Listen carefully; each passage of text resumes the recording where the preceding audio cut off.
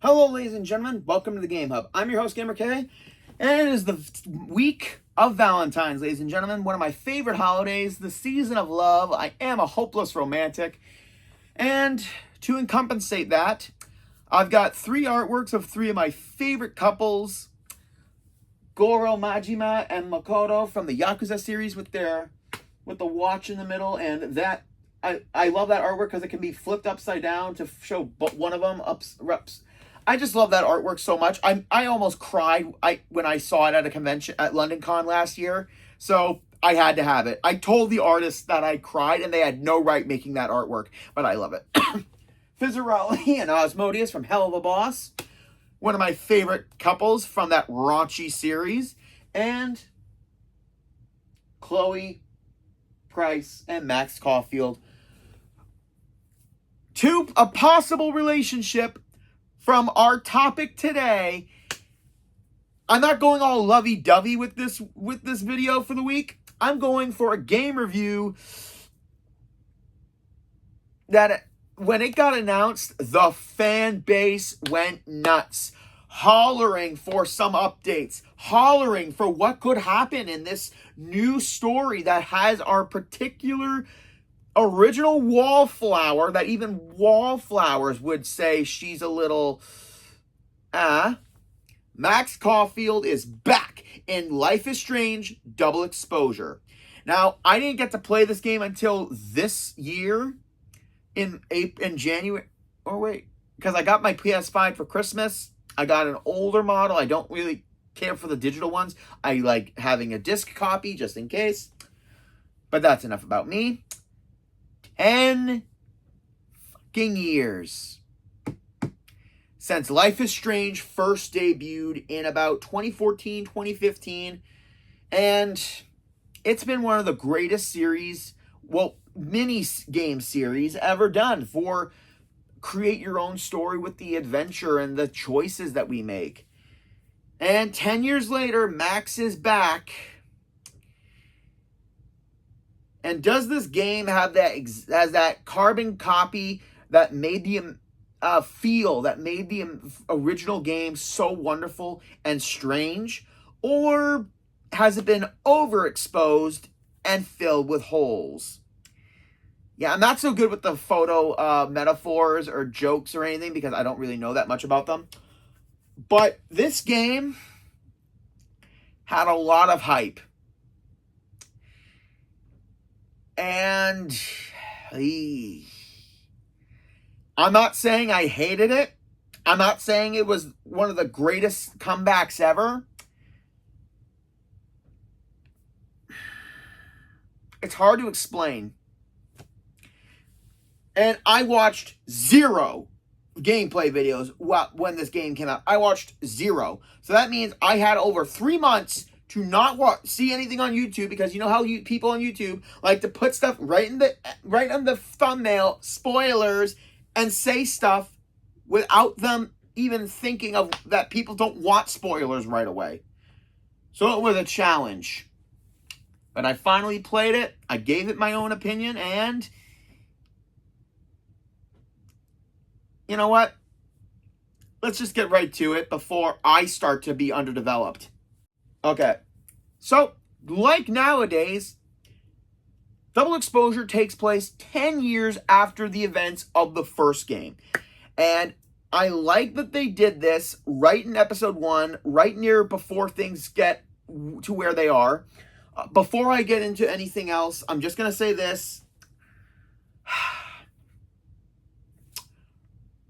Right near the end of my review, I'm going to go into some deep spoilers. So this video will contain heavy spoilers right near the end, and I will make sure I tag it of time of when I talk about it to when I get to my final verdict for the game. So you can, if you don't want to experience the spoilers at all, because you're either playing the game yourself and haven't finished it yet or anything, this is where I start talking about the spoilers. This is where I give my final verdict and overall assessment. because I don't want to be that guy who ruins the game, a game experience for anyone. So again, just like in real life, 10 years after, so Max Caulfield is now 28 years old and a pretty famous photographer. And we start off in an abandoned bowling alley in Vermont, where our friend and kind of colleague slash student, Safi, who has been in every single bit of the trailers for the entirety of the campaign for the game before the game's release, which again I enjoy, and everyone knows that her as the girl who asks, "Is this about the girl with the blue hair and you keep in your wallet?" I love that, and I was so excited. So Max kind of takes photos of decrepit old buildings. I mean, obviously she's trespassing and everything, but at the same time she gets her photo. She's not doing any damage. So it's actually pretty cool. She is a visiting professor at a Vermont School of the Arts and Science. So it's basically a university campus, which honestly, I'm glad we're not staying in Arcadia Bay. I mean, technically we kind of can't in one version of the ending.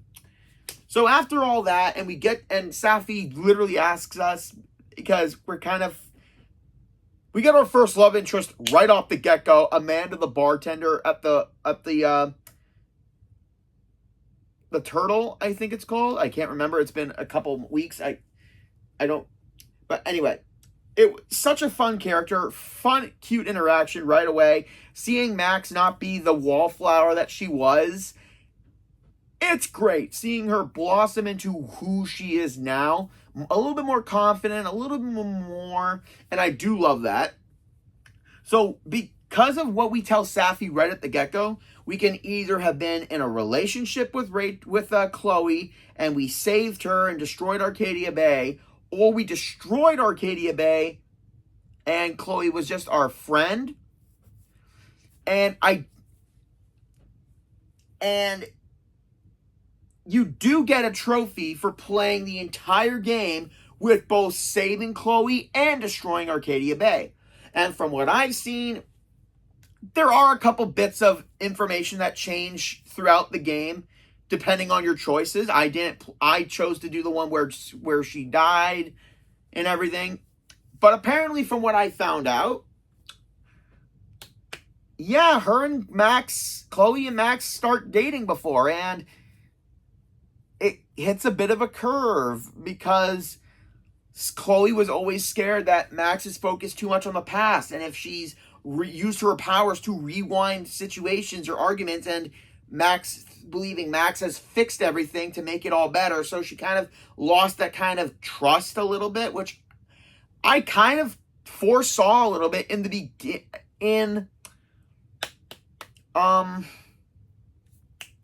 the first game, because of a movie called About Time, which is a great romance movie with Rachel McAdams, and it definitely shows how someone with time travel could use that power to fix events, to make things okay. So yeah, Chloe stopped trusting Max, and to the almost not uproar, anger, but kind of unhappiness of certain fans from what I've seen, yeah, Chloe and Max split up.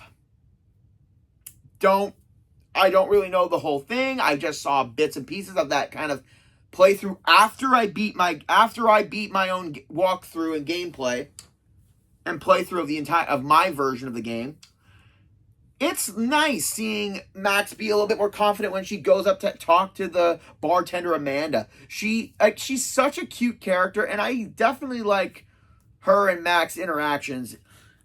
I mean, another thing is that they have two different love interests, either a dude or a girl for Max, and you can either romance both of them, one of them, or none of them, and yeah, you get an achievement for each one, which you don't really have to do 4 different playthroughs. You can do one playthrough, revisit that certain chapter, make the decisions, finish that section, get the trophy, go back, and do what you want originally.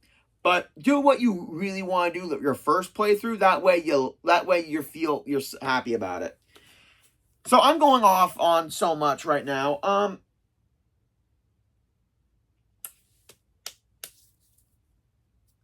So, after just a day of hanging out with Safi, your friend Moses,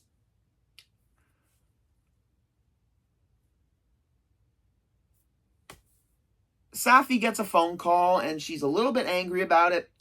She tells Max about that she's written an autobiography of a sort, and it's got published. It was picked up by an editor. They're just financing finalizing the deal. But things don't go really well right off the bat, so we follow her.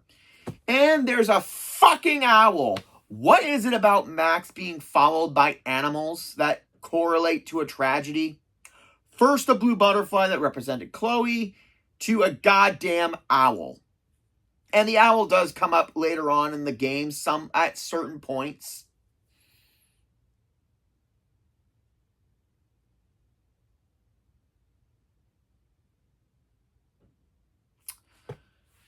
And then we hear a gunshot, and we find Safi bleeding and dead.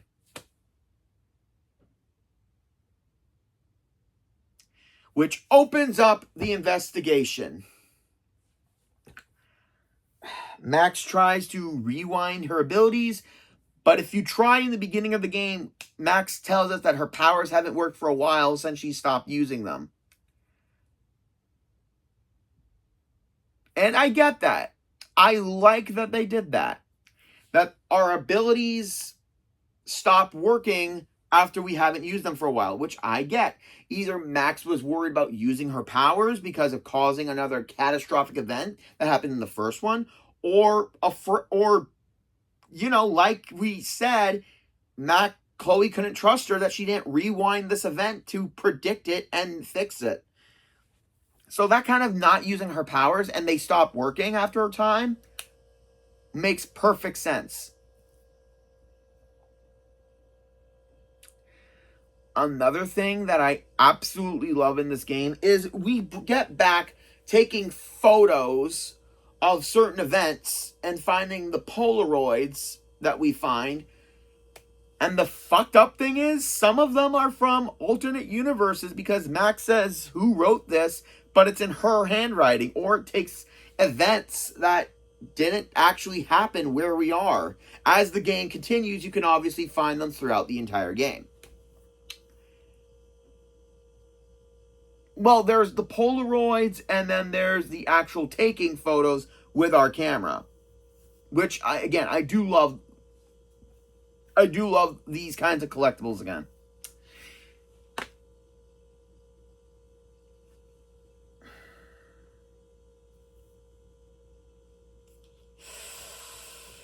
But right near the end of the very first, actually a couple days after the events of the murder, our bartender crush Amanda comes to check up on us.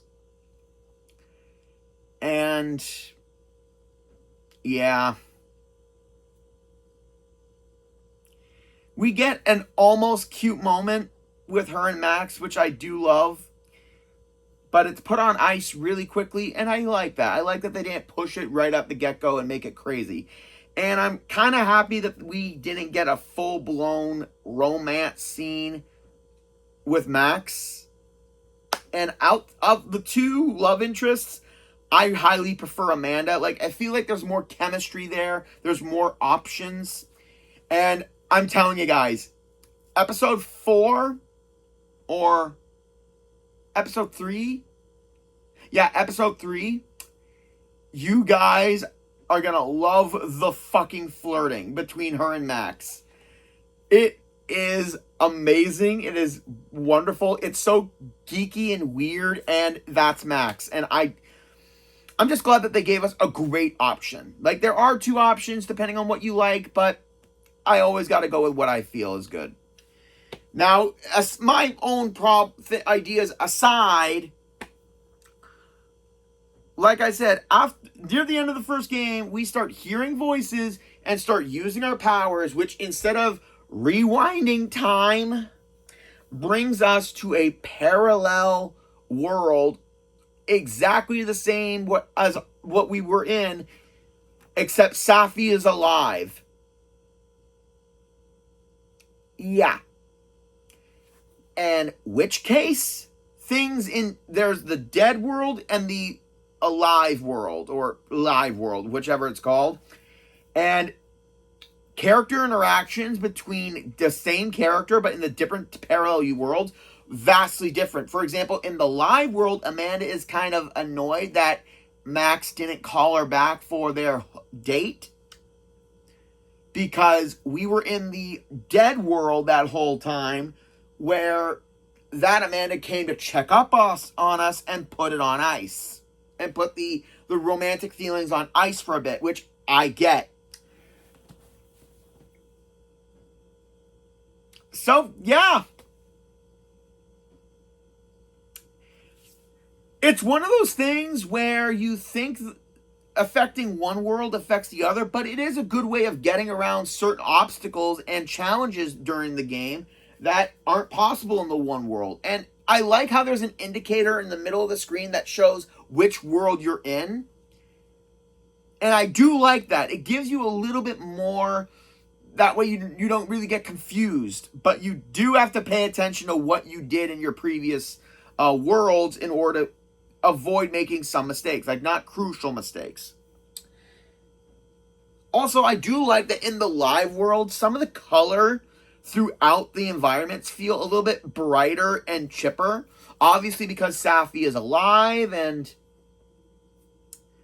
no one's gloom and doom. While in the dead world, the color palette is a little bit toned down, especially in the night levels, which I do love. I like that contrast.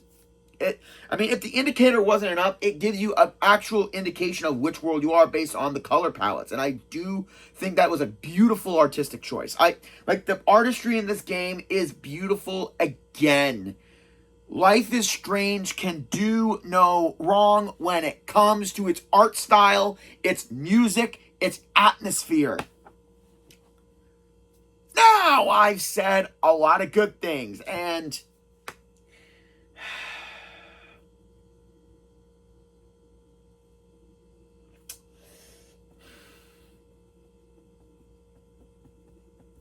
okay, I need a drink for this. So,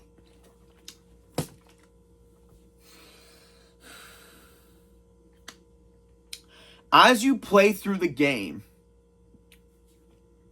some endings of some episodes kind of screw with your head to no end, making you think impossible things.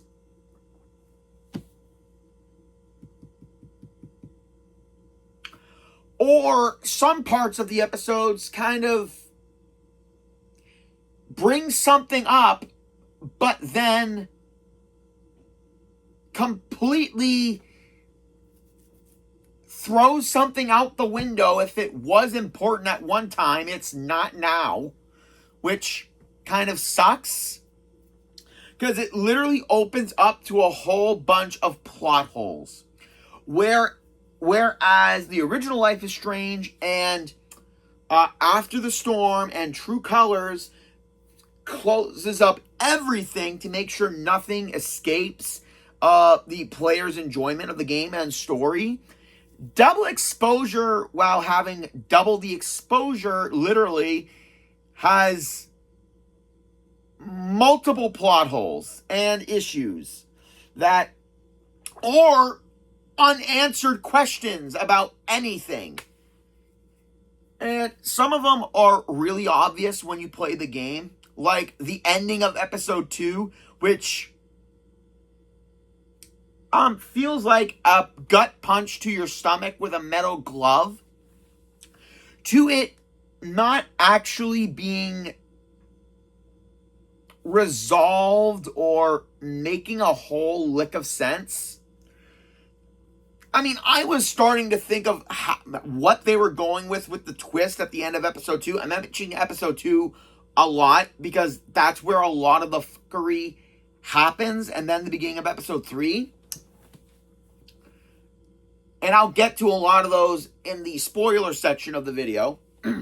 But I do still like this game, but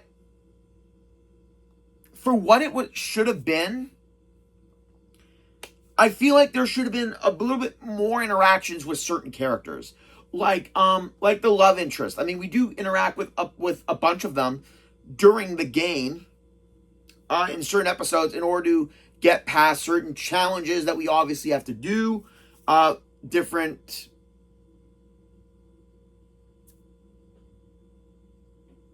all that.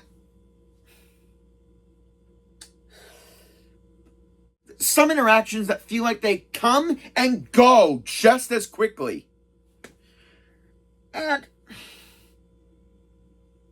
for as much as people were expecting, if you kept Chloe alive, she was going to show up and help us, I'm glad they didn't, because Chloe has now been in 2 games.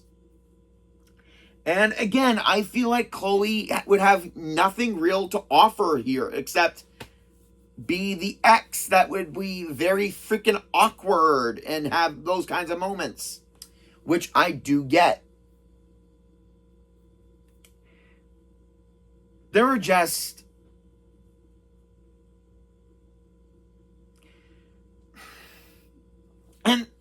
And another big thing that I thought I was going to love to no end, which I did, was the mystery investigation into Safi's murder, which, again, I enjoyed the investigation parts, but for as much investigation that we get, it's not like saying the ending of episode 4 of the original, where, the whole climax section is about to happen and that big reveal happens. It feels like everything we've done kind of abruptly ends half the time, and I don't really know exactly how to explain it. It feels like they were going for something along what we did with the original and with Life is Strange True Colors, but at the same time, it feels like they went so far different that everything we've done and investigated feels like it's a stepping stone instead of being, like, it feels like it's a sidestep outside of being the main road that we're taking. And the living world has a lot more going for it while investigating. Finding out who damaged one of our peers' car, vandalism, who a whole bunch of the other characters that we meet have been involved with really bad stuff for somehow. And yet, the fun thing is that we don't really see that much in the dead world, and that's what got my mind thinking.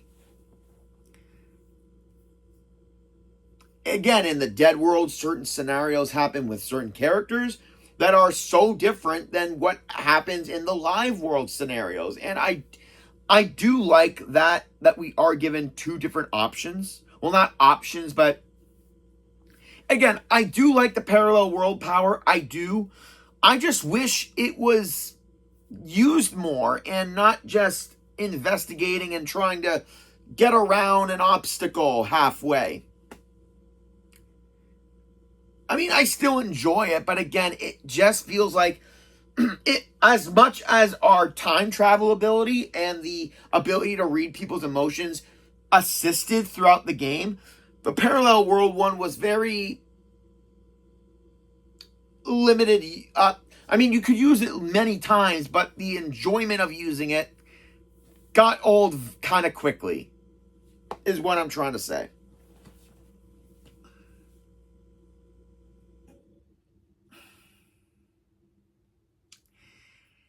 And then this game almost threw me for a loop. Almost. If yeah, a couple things happened in the sections of episodes 2 and 3 where a bunch of the characters are getting blamed for something, and I literally thought it was something else. I mean, I started to put the pieces together right before the reveal a little bit, because that's what I do. I kind of think while I play. I pause it and I think. I do the same thing with detective shows, but everything in double exposure, some people may figure it out right from the bat. But then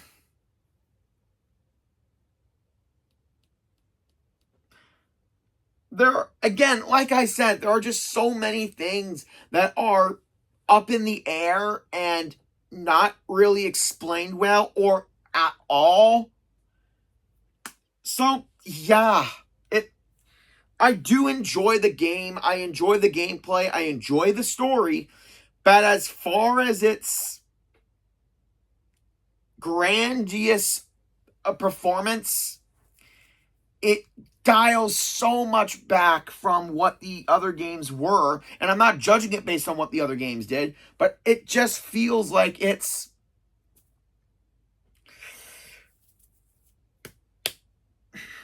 hard to explain without going into spoilers. So at this moment, spoilers will be said. And right here is where my final thoughts and final verdict will be, with spoiler free. So I'm going to give you guys a bit of a countdown. Just think in your head, if you haven't watched the game, if you haven't played it, if you haven't read anything about it, I'm going to give you 10 seconds to think about what the twist is going to be and everything. Just go right ahead. 10 seconds.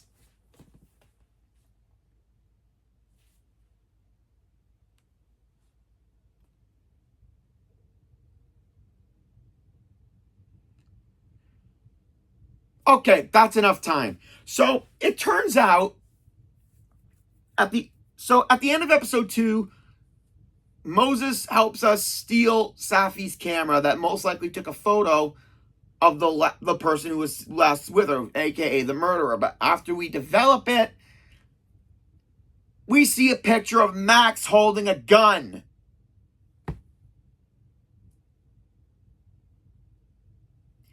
And Moses runs and is afraid, thinking Max did it. Okay. Okay. Guys, I'm going to say some things. Max is incapable of hurting anyone. And that's what made me think of 2 different plot points that this could have branched into. One, this was something that Max in the live verse decided to do by opening her portal and finding Safi because of something Safi did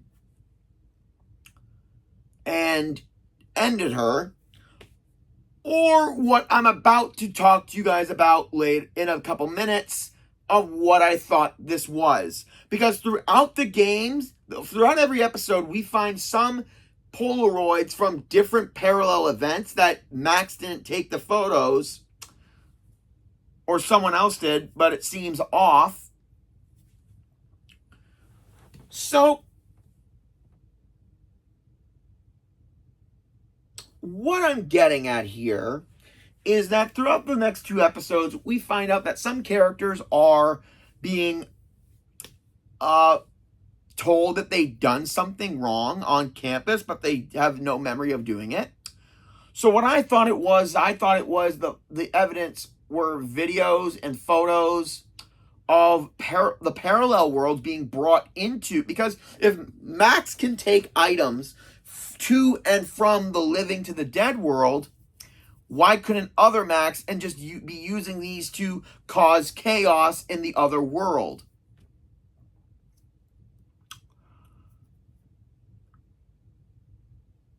And honestly, When Max said it was probably like their doppelganger from the other dimension, there was a couple things that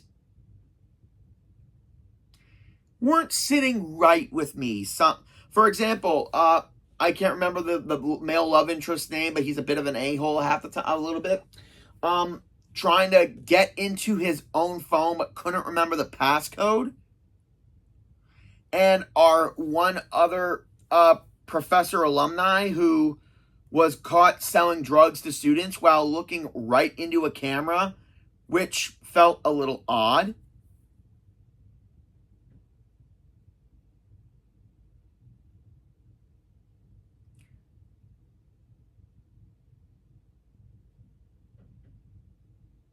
Apparently, another guy who was this brilliant author who wrote an amazing book that was going to become a movie, he was a bit of an egomaniac. So imagine Mark Jefferson without the murderous intent.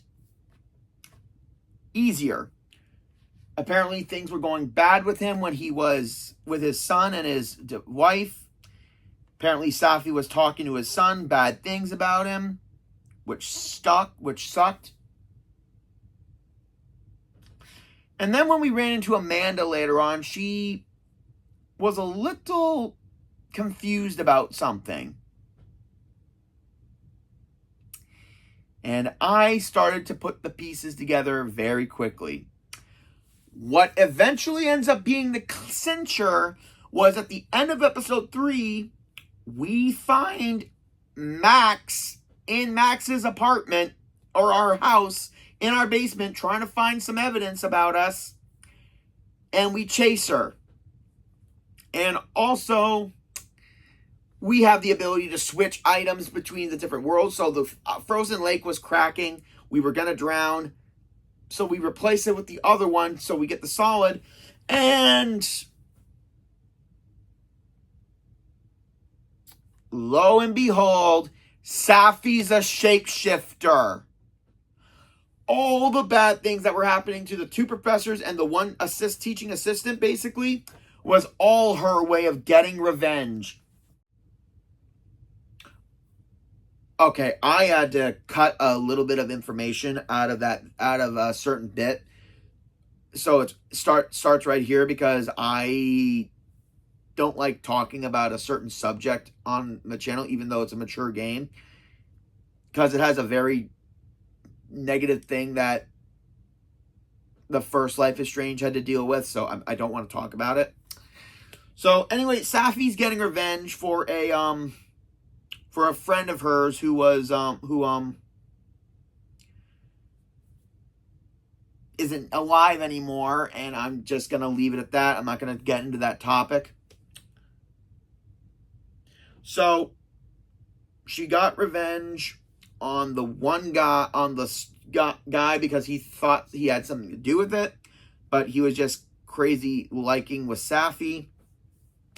Got revenge on the alumni, our female alumni person, because she believed that she got Safi's book axed, basically getting it canceled, and the writer guy for basically stealing the dead girl, the dead girl's story and playing it off as his own. Yeah. So it was all in the name of revenge. Which I gotta admit, I do like it. And then the next part of episode 4 is us exposing the guy. And depending on how you interacted with certain characters, they will help you or won't help you. Luckily, I was able to help with everyone, so that's the way I played. But then, after all of that, the guy threatens us, and turns out he had a gun, and we take it and give it to Safi for safekeeping. Already knew that was going to come back to bite us in the ass. And overall,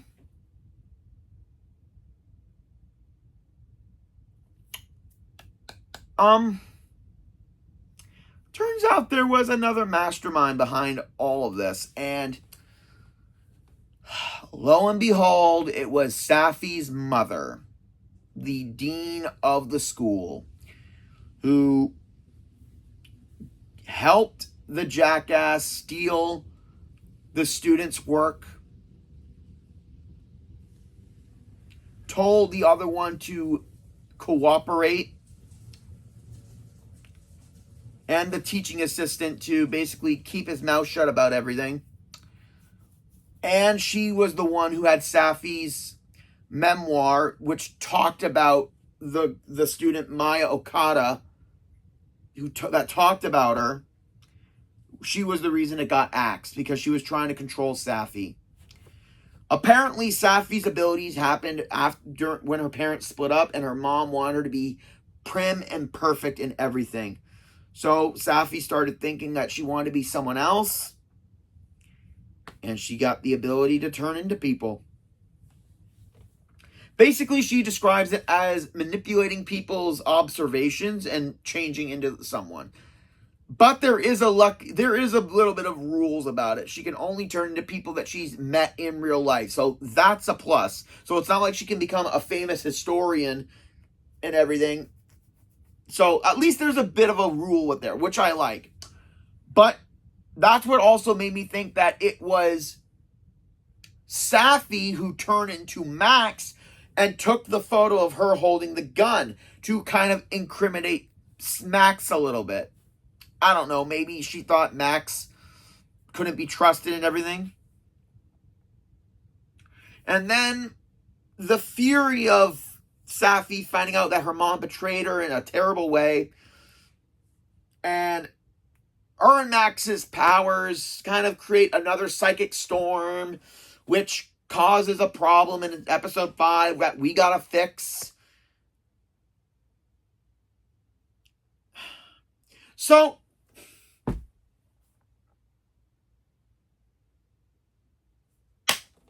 three major plot holes within this game. 4, actually. 1, the jackass who stole the story, ratting him out doesn't really feel like a nail-biting clincher. I mean, yeah, he was an absolute jerk. He's an egomaniac. He thinks he's all this. I mean, it's not really a plot point, but it's just something that feels like it should have been done middle of episode 4, and then we get some moments with the other characters for a bit, and then we go to that ending of episode 4. But there are 3 major plot holes for this entire game. 1, during the first episode 2 and 1, and there's a detective who's trying to investigate, and we sneak around him during episode 2. Well, he follows us to the point where the murder happened, and he sees the shadow of his other self in the alive world. Accidentally touches it, and this vortex thing happens and eliminates him from history, from anything. In both worlds, he's gone permanently. It feels like it was a cheap way to get this guy away, even though we had to either make a deal with him or not in episode 2, which sucks. They just get rid of him so quickly, and he was barely in it for a majority. 2,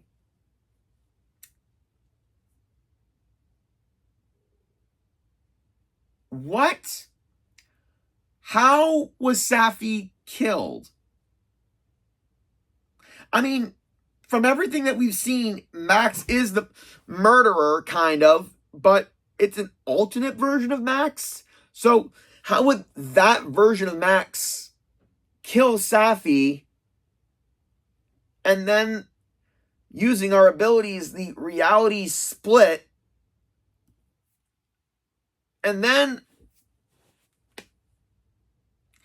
at the end, the two realities merge back into one, where everyone has memories of the storm, the psychic storm.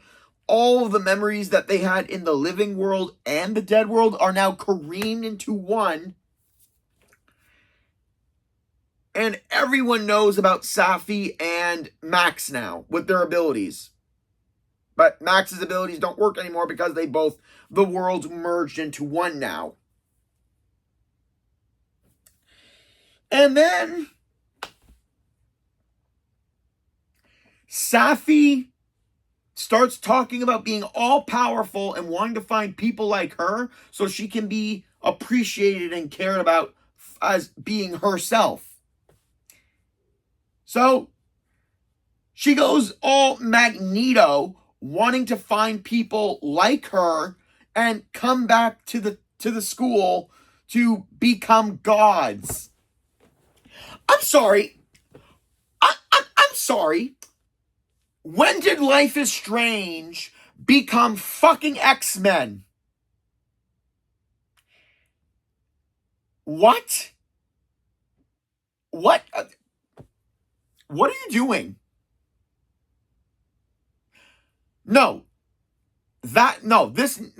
Legitimately, this needs to be answered. What? So we gone from getting revenge for her dead friend, which I get, to hating her mother, finding out she's the one who's been pulling the strings, trying to control her every little bit, to finding out Max has powers, realizing there's others out there like her, and wants to make an army. Guys, we've gone from crime show drama to fucking X-Men. Let's see. Square Enix. Deck 9. You know, it's kind of funny. I don't see a Marvel sticker on this. Guys, what were you doing? What? No. Fully. What were you thinking? And also, another thing that kind of doesn't make sense is that in episode 2 or episode 3, is it? Beginning of episode 3, we use the photo of Max with the gun to kind of go into it to kind of foresee what happened. But we get kind of like an obscure comments with Safi at that moment with the storm. So, no, seriously, how did Safi actually die? Because did other Max go into our world, kill Safi for what she did because she couldn't kill the actual Safi in her world? And how it doesn't make sense. As someone who has watched so many shows with so many really complicated plots and a whole lot, this is something even I can't fully understand. And it just takes away a little bit. And it would have been better if my correct guess was right, and that Safi was the one that turned into Max and with the gun took the photo to kind of make things super complicated. And it would have been cool if, because her original abilities didn't work for a long time, so when Max tried to go into the photo and go back in time like she did in the first game, it wouldn't work because it wasn't Max. It was Safi. Therefore, she could not go back in that time. Actually, you know what? That doesn't make sense because Max was able to go back in time twice with the photos, even though she wasn't in both photos. You guys know what I mean, right? I mean, everything has so many plot holes in it. I swear to God, this game could be Swiss cheese. And then the ending, where one of the other characters' his nose starts bleeding, which is a high indicator that you have a supernatural ability. Safi goes to this character and asks them to join her. I'm not saying which one it is because it was a absolute mind fuck. And also it said Max Caulfield will return. So they are planning something else to kind of compensate this. And oh my God, I'm a little scared. So everything that I have compensated here with the story, the beautiful graphics of this game, and the beautiful art style, the interesting characters that are here, but I feel like some of the characters are put off screen a majority of time so others can be focused on. The ability to go into the two worlds and have different interactions with characters, I do like. It's interesting. It was an interesting idea. The twists that I mentioned were really shocking, actually got me. But all the stuff I said in the spoiler section, again, definitely has so much explaining to do for things they left up in the air, somewhat unanswered, or they did answer it and I just wasn't paying attention. And honestly, again, it was great to see Max again. Max Caulfield is fantastic, and I love that the original voice actor came back. Nothing but good things to say about her and the rest of the cast. Everyone did an amazing job. Now, the main game for Double Exposure is about 11 and a half hours, which is fair for this game. If you're a completionist and you want to do all the extra trophies, that's going to take you 20 and a half hours. I love how it's a half hour for each one because it's not fully complete, just like the game and both Dead and Alive worlds. So, for everything I mentioned, the beautiful style and scenery and location, the characters that have good moments and not so great moments, it doesn't feel like it was trying to be what the original was, with the exact same story and twists, with the exact same scenarios. It pulls out a lot of different tricks in this game, which, again, makes it feel like it deserves to be its own thing and not so far entangled in what made the original game a masterpiece. This is a masterpiece in of its own right, just not for the exact same scenarios. Whereas the first game was a groundbreaking game with a really amazing style and an amazing adventure or mystery, this game is a masterpiece based on its original concept to take the already character that they had and make it not feel like you were doing the exact same thing in a different setting.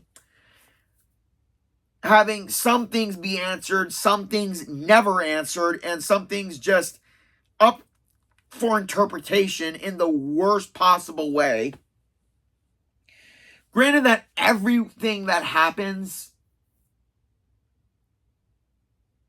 feels like it's leading up to something bigger. It's like those movies where it ends on a big spot where you can actually see what's going to happen. But at the same time, you want an answer now. And that's how I feel about this game. And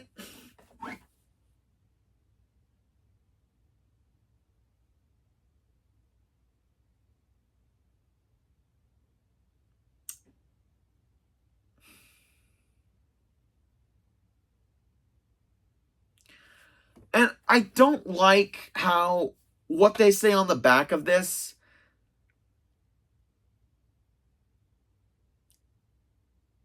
Can Max solve and prevent the same murder? Even though, and again, that's another thing that wasn't done. It wasn't done because we have no freaking clue who actually did it. So it's a murder mystery with supernatural elements that doesn't really answer the murder aspect of it. You know, the scenario that thrusts us into this investigation. It feels like it has moments where it feels like it's an imitation, but again, I still like it. It's not as amazing as the first game, and it won't be.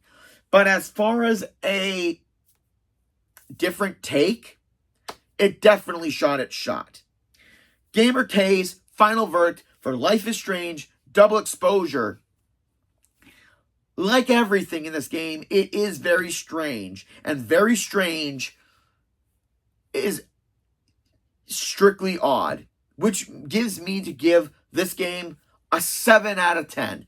It doesn't do enough to bring it. I mean, I still enjoy this movie so much. This game. I enjoy this game so much. And it's enjoyable. And it makes me want to play it later with the other setting of having Chloe around and everything to see the differences. But as far as something that everyone can enjoy, this may not be something like that. A Life is Strange fan will definitely like this game, or from what I've seen, some will still criticize it. And everything's up for scrutiny. Like, comment, subscribe down below, and join me next week, where even after the month of Valentine's, I'm coming up with a new game idea for a company that has done so well with games like Life is Strange, a choose-your-own-adventure, but this time we're going for a more romantic ending with a couple of dark twists. This is GamerK, logging out.